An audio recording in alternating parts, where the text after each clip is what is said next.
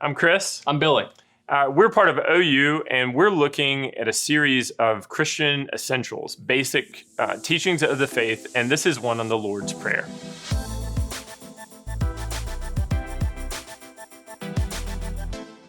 There's a word that we hear often kind of in Christianese, like Christian language. It's deliverance. And we see that in this part of the Lord's Prayer.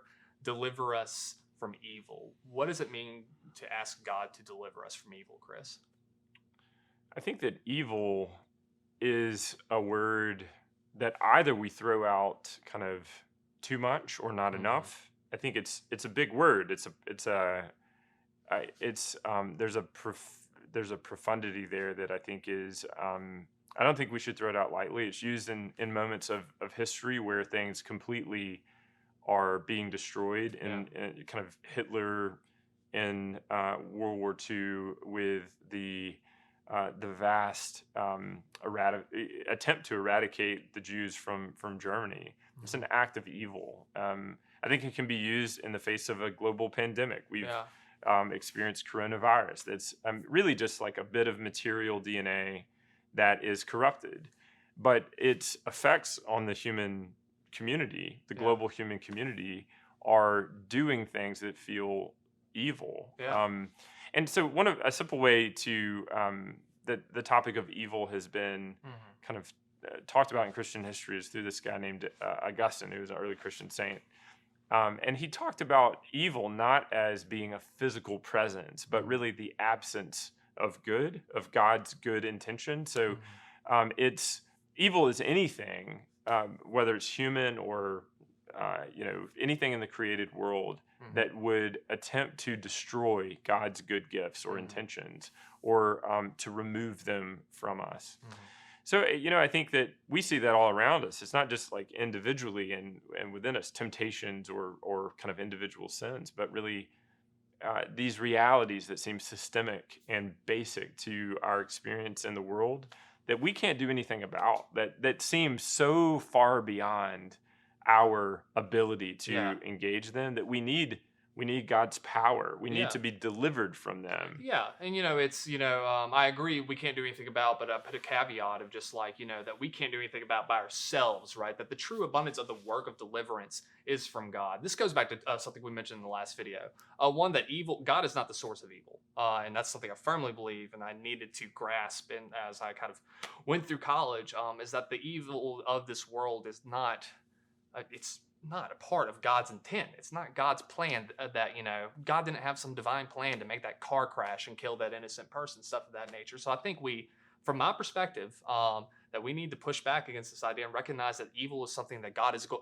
delivering us through. It's a reality that we live with in this world. We see it through Nazi Germany. We see it through the coronavirus right now and all this, but we have to recognize that God is in the work of deliverance of that, which goes to the point of, kind of what you said, who's going to go, who knows? But it goes to the point of,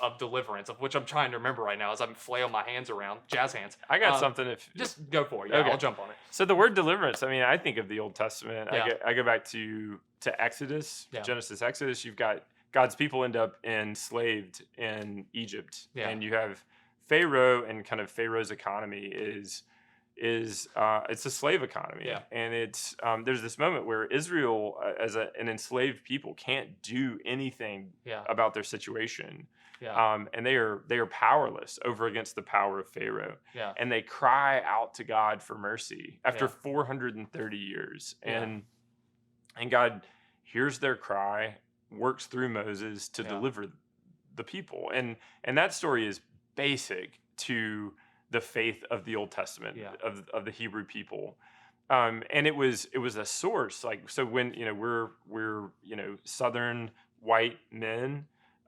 ancestors of a slave economy in Mississippi that created great abundance, but it did so in such a way that there was evil that was perpetuated, and that I continue to be complicit in.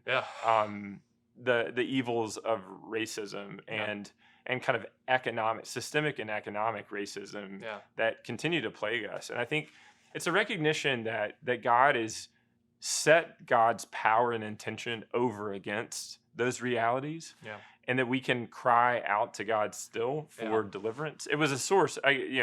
Christianity was brought to this country by white Europeans, Yeah. and I think it's not a minor miracle that the resources of that story in the Old Testament of God's deliverance of the Hebrew people was available for Black Mississippians who were Yeah. slaves as a resource. You hear it in the spirituals and in the blues and in the gospel tradition of calling out to God's power to deliver from realities that are basic and systemic, that are evil, that Yeah. we need help to overcome. Yeah. So what does it mean to step into that deliverance? We mentioned earlier that evil is something that we need God to deliver us from, but we can step into that deliverance. One way is, of course, confessing our institutional sins and confessing the sins that we don't like to engage as much. You speak of kind of the racism that still exists institutionally, still within hearts, still in different places. We need to confess, be real about those, and ask the question: what's something I can do? What's something I can do? Recognize that I can't heal everything, but recognizing how I need to do my part to step into healing, to step into reconciliation, recognizing that the power, the true transformation, comes from God. But that He is going to use us in some way to step into that. So yeah, I think the Lord's Prayer is a way to begin. It's a first step to daily pray the prayer. Yeah. It begins to shape your desire in the direction of God's kingdom, as we mentioned before, and to participate as one of the pieces through which God is delivering the world and restoring what is good and beautiful and true. Yeah. That leads us to the end of the prayer, which is will come next. Stay tuned.